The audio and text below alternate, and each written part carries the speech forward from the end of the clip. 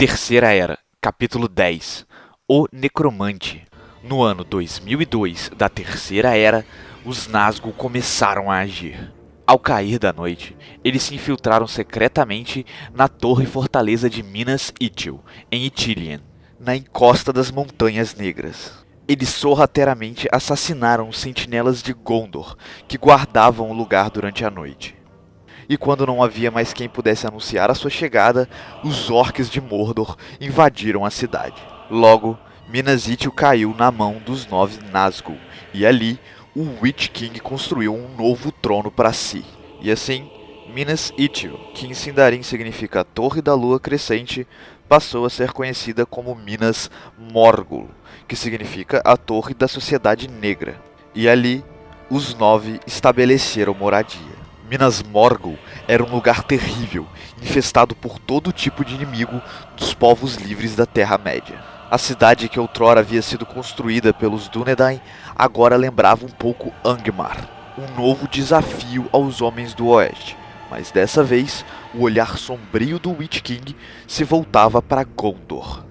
No ano 2043 da Terceira Era, Eärnil morreu e seu filho Eärnur se tornou o 33º rei de Gondor. E ao saber da coroação de seu antigo rival nas Guerras do Norte, o Witch King mandou mensagem a Eärnur, o desafiando para uma batalha Pokémon. Vamos resolver nossa treta de uma vez por todas. Só eu e você. X1. Aposto que não aguenta 5 minutos de porrada comigo, seu merda. Aí, Eärnur ficou com sangue nos olhos. Que esse filho da puta tá pensando que é? Tá querendo levar um sacode de novo, só pode. O regente de Gondor. Aliás, acontecem várias sucessões entre os regentes, obviamente, com o passar dos anos, porque eles não são imortais, mas eu vou sempre me referir a eles apenas como regente, para facilitar o entendimento, ok? Enfim, o regente de Gondor aconselhou Eärnur a não aceitar o desafio. Daí o rei lembrou das palavras de Glorfindel de que não seria pela mão de um homem que o Witch King cairia e resolveu acatar o conselho do regente. Aliás, o Glorfindel deu uma puta ajuda pro Witch King, se você parar pra pensar, né? Porque o cara já é o rei dos bruxos, dos Nazgûl e do não sei o que lá, caralho sombrio do Anel do Inferno. Aí vem o cara e espalha um boato por aí de que nenhum homem, não sei o que lá, pode matar o cara. Porra, aí que ninguém nunca mais vai tentar mesmo. Mas enfim. Em resposta ao silêncio de Eärnur, o líder dos Nazgûl lançou uma aura negra sobre a região de Ithilien. E todas as pessoas que moravam ali, na fronteira entre Gondor e Mordor, abandonaram o lugar. 7 anos se passaram, e o Witch King enviou novamente uma outra carta a Minas Tirith, desafiando o rei Eärnur para um duelo Yu-Gi-Oh! Aí ele não conseguiu se segurar e o ódio que ele guardava todo esse tempo inflamou dentro de seu coração. E por se tratar de um assunto de cunho pessoal e não um dever oficial do rei de Gondor, Eärnur deixou sua coroa no colo do monumento erguido em homenagem ao seu pai na Casa dos Mortos, que era uma casa mortuária cheia de túmulos onde descansavam os reis mortos de Gondor em Minas Tirith. Ele então partiu para o estacionamento do McDonald's de Minas Morgul para jogar Magic com o Witch King. E enquanto ele deixava Minas Tirith com seu clã de Dota, Eärnur proclamou: Os regentes hão de governar Gondor até que se dê o retorno do rei. Mas o último rei de Gondor nunca retornou dessa partida de dominó. E sua coroa permaneceu intocada até o fim dessa era, exatamente onde ele deixou. Eärnur não havia deixado herdeiros e muitos parentes distantes clamaram direito ao trono de Gondor. Porém, todas as reivindicações eram muito obscuras e traziam muitas dúvidas sobre a sua legitimidade. Então, para evitar uma eterna disputa de poder que poderia gerar até uma nova guerra civil no reino, os regentes passaram a governar Gondor, até que se desse o retorno do rei, como Eärnur havia proclamado, naquela que foi a última ordem do rei de Gondor. Enquanto isso, Nego percebeu que, mesmo após o Witch King ter deixado o norte, a sombra que pairava sobre a Floresta das Trevas não havia desaparecido. Intrigados com isso, Saruman, Gandalf, Galadriel, Elrond e Círdan resolveram se reunir para debater esse assunto, porque se não se tratava do Witch King, quem era o necromante afinal? Daí mandaram Gandalf investigar, ou ele se ofereceu, sei lá, a questão é que ele foi. E chegando a Dol Guldur, o mago sentiu uma presença sinistra deixar o lugar. Gandalf voltou com essa informação e eles suspeitaram que poderia se tratar do próprio Sauron.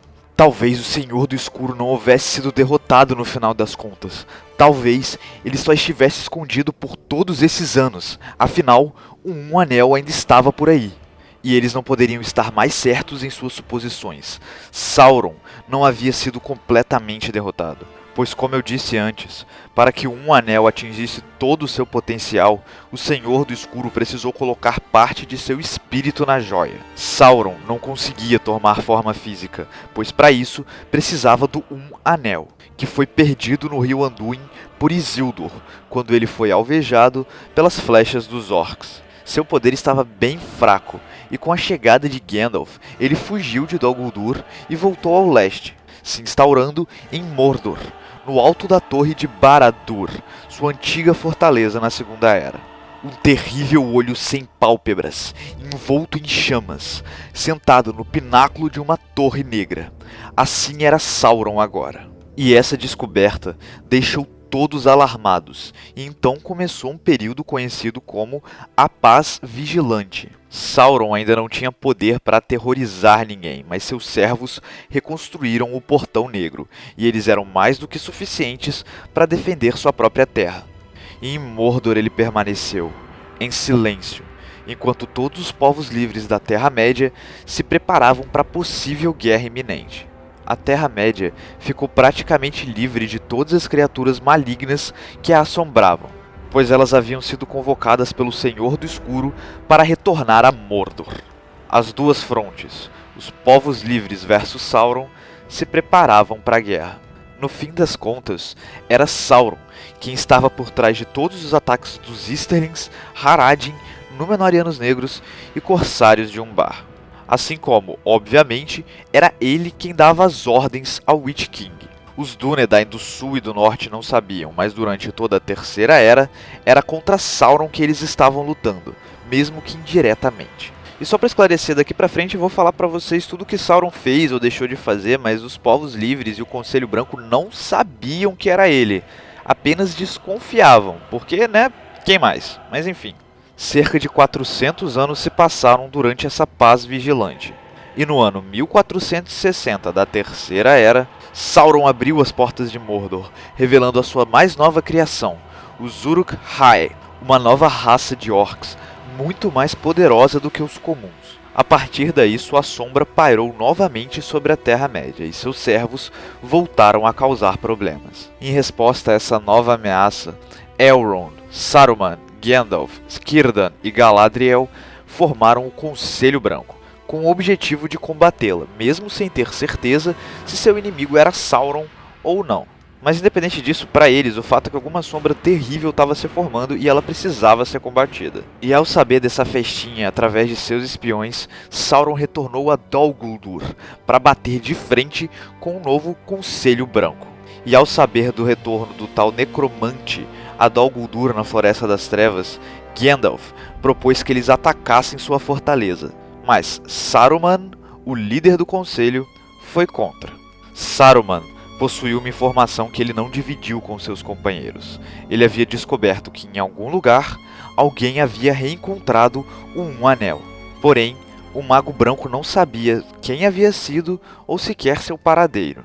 Tratava-se de um pequeno hobbit que encontrou o anel por acaso em uma tarde de pesca no rio Anduin, aonde Isildur caiu.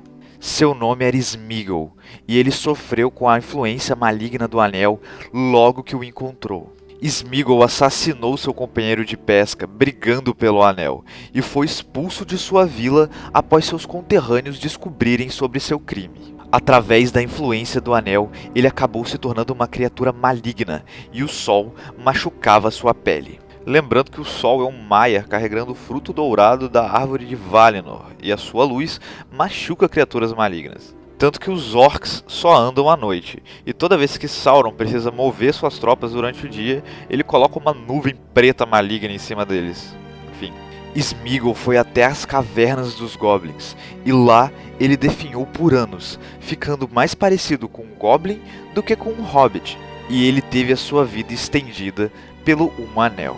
Sméagol passou a ficar conhecido como a criatura Gollum, pois esse era o barulho esquisito que ele emitia enquanto perambulava pelas cavernas escuras. Ele viveu uma vida triste e solitária por mais ou menos 500 anos, tendo como único companheiro um anel, a quem ele odiava e amava ao mesmo tempo. Mas voltando, Saruman, o líder dos Istari, que tinha o dever apenas de aconselhar os elfos e homens, começou a desejar o anel para si. Ele não sabia onde ou com quem estava, mas o anel governante havia sido encontrado. Com essa arma poderosa, Saruman poderia se tornar o novo senhor da Terra-média, depondo qualquer um que se opusesse a ele, incluindo até mesmo Sauron, se ele ainda estivesse vivo, é claro. Em 2480 da Terceira Era, os orcs começaram a ocupar secretamente as Montanhas da Névoa, que dividiam as regiões de Eriador e de Rhovanion. E no mesmo ano, um grande grupo de orcs, comandados por um orc albino chamado Azog, ocupou as ruínas da cidade abandonada de Moria, que se tornou um posto avançado de Sauron. A Guerra do Anel tomava forma, e os conflitos começaram a surgir.